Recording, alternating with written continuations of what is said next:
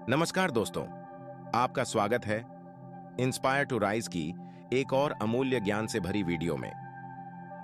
एक आश्रम था। उस आश्रम में रहने वाले एक शिष्य को अकेलेपन से बहुत ही प्यार था। वह अपने आश्रम के सभी कामों को करने के बाद अक्सर आश्रम में एकांत में जाकर बैठ जाता था। बैठा बैठा आसपास की चीजों का निरीक्षण करता रहता था या फिर किसी भी चीज पर विचार करता रहता था। जब वह अकेला होता था तो सबसे ज्यादा खुश होता था, चाहे वह आश्रम के कामों के करने के बाद कितना भी क्यों थक जाए। जब वह खुद के साथ पूरा वक्त बिताता तो उसकी खुद की थकान दूर हो जाती थी। जब भी उसके मन में किसी बात को लेकर उलझन होती थी तो वह एकांत में जाकर बैठ जाता था और ध्यान से उस समस्या पर विचार करता था, और कुछ समय बाद उसका दिमाग शांत और अस्पष्ट हो जाता था। उसका यूं अकेले अकेले रहना आश्रम के सभी बच्चों को अच्छा नहीं लगता था, क्योंकि आश्रम के सभी बच्चों को जब भी मौका मिलता था तो वे साथ में खेलते और मौज मस्ती करते थे। लेकिन वह लड़का एकांत की तरफ हमेशा भागता रहता था। इसके केवल एक दो ही गिने चुने मित्र थे, जिससे आश्रम के दूसरे बच्चे इसका मजाक बनाते थे, इसे तरह तरह की नामों से पुकारते थे। इसे वे लोग घमंडी और सनकी भी बोलते थे। हालांकि शिष्य उन सब की बातों पर ज्यादा ध्यान नहीं देता था, लेकिन कभी कभी वह आश्रम में रहने वाले दूसरे बच्चों की बातों से वह बहुत दुखी हो जाता था। एक दिन ऐसे ही दुखी मन से वो अपने गुरुजी के पास पहुंचा और गुरु को सारी बात बताई कि उसे एकांत में रहने से कितना प्रेम है और उस आश्रम के दूसरे बच्चे उसकी इस आदत से कितना परेशान करते हैं। गुरु बहुत ही ज्ञानी व्यक्ति थे। उन्होंने उस शिष्य की पूरी बात ध्यान से सुनी और फिर कहा, बेटा, इसमें उदास होने वाली कोई बात नहीं है। महान सफलताएं अकेलेपन से ही शुरू होती हैं। तुम्हें खुद से मिलाएगा। अपने अकेलेपन को नकारात्मक मत समझो, बल्कि उसे एकांत समझकर खुद को जानने का प्रयास करो। तुम्हें एकांत पसंद है, इसका मतलब तुम्हारा वास्तविक वजूद तुमसे मिलना चाहता है। अपनी एकांत प्रेम का सम्मान करो। गुरु ने आगे कहा, आज मैं तुम्हें ऐसी 8 खूबियां बताऊंगा जो अकेले रहने वाले लोगों में पाई जाती हैं और उन्हें दूसरों से अलग बनाती हैं। गुरु ने कहना शुरू कर दिया।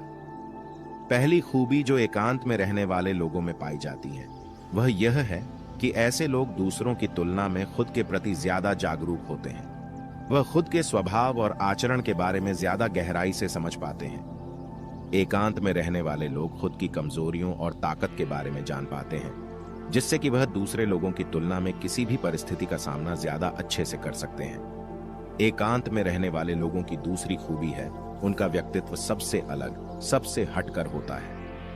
ऐसे लोग जो ज्यादातर दूसरे लोगों के साथ रहते हैं, अकेले रह ही नहीं पाते।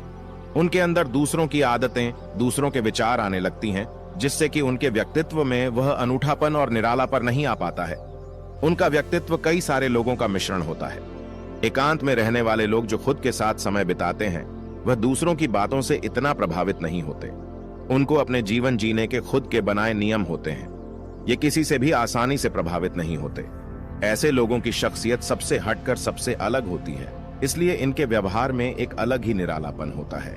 अकेले रहने वाले लोगों की तीसरी खूबी है कि यह सकारात्मक होते हैं। देखो, जब बहुत से लोग साथ में होते हैं तो वह एक दूसरे से तुलना करना, ईर्ष्या करना, घमंड, लालच जैसे विचार अपने आप ही आने लगती हैं और इंसान इन विचारों की बस में आकर उल्टे सीधे काम करने लगता है। हालांकि ऐसा नहीं है कि एकांत में रहने वाले लोगों के मन में यह सब विचार नहीं आते।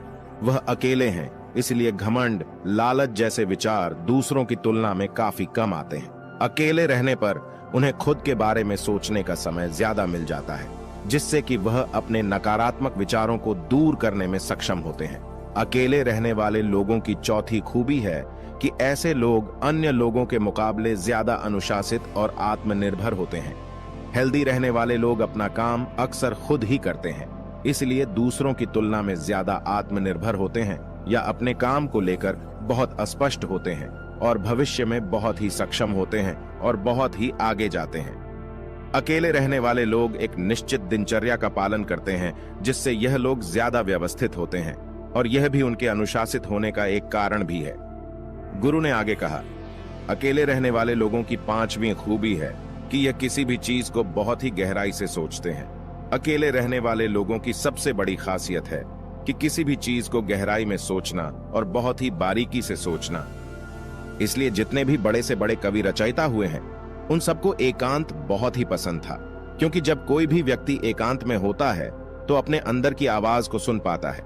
ये जितने भी बड़े बड़े आविष्कार हुए हैं, उन सब की शुरुआत एकांत में रहकर हुई है, क्योंकि एकांत में रहकर ही किसी भी चीज को बहुत ही बारीकी से सोचा और समझा जा सकता है। गुरु ने बताया, अकेले रहने वाले लोगों की छठवीं खूबी है कि यह लोग बहुत ही कलात्मक होते हैं। वह ज्यादा देर तक अपने कामों में ध्यान केंद्रित कर पाने में सक्षम होते हैं, जिसके कारण इन लोगों की भी काम में रुचि होती है।